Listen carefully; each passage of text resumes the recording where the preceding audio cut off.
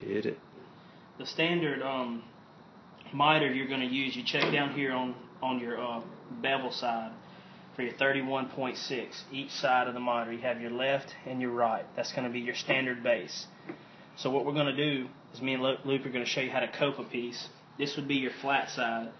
Your crown molding, your bottom bevel is always going to be down, this bottom cove. And when you put it on the wall, you have your corner wall here. When you lay it up against there, you want to make sure this is flat against the wall and this is flat against the ceiling right here. If you don't do that, you can get out of whack real quick.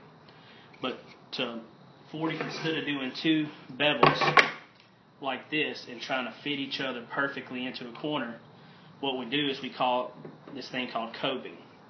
You're going to have this side up here flush up against the wall, and you're going to make your cut here that we're going to show in a second. And once we make this cut, we're going to take a handsaw or a miter or a jigsaw and edge out this perimeter here to where it'll lay flush up against your molding, and it'll be a perfect fit every time. But first we're going to look at the saw and show you the exact measurements. So Luke, push down here. Right now it's on 0. What we want to do, we're going to use a right hand side coat to a flush mount left hand side corner. So you're going to take your saw, you're going to go over to 31.6, and you're going to take the bottom bevel, 31.6 where it's marked. The top bevel will always be 33.9. It's got it there on 33.9.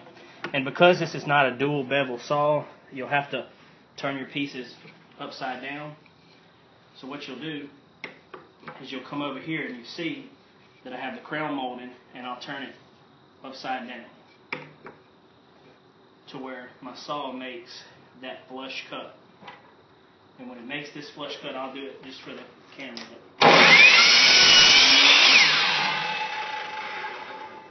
Now you have your correct piece, and you want to edge this out.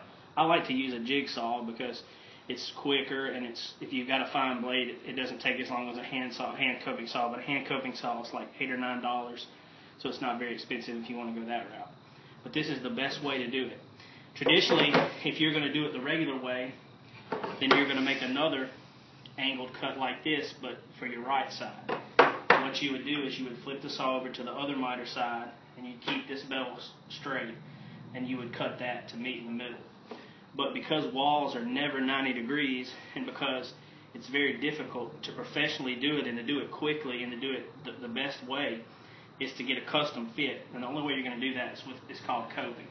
And if Luke's jigsaw hadn't exploded on us the other day, we would cope this out for you and show you how it lays perfectly on there. But another trick to put up crown molding, when you put a board up, you always want to stay at least 12 inches. Do not nail 12 inches from here to your corner.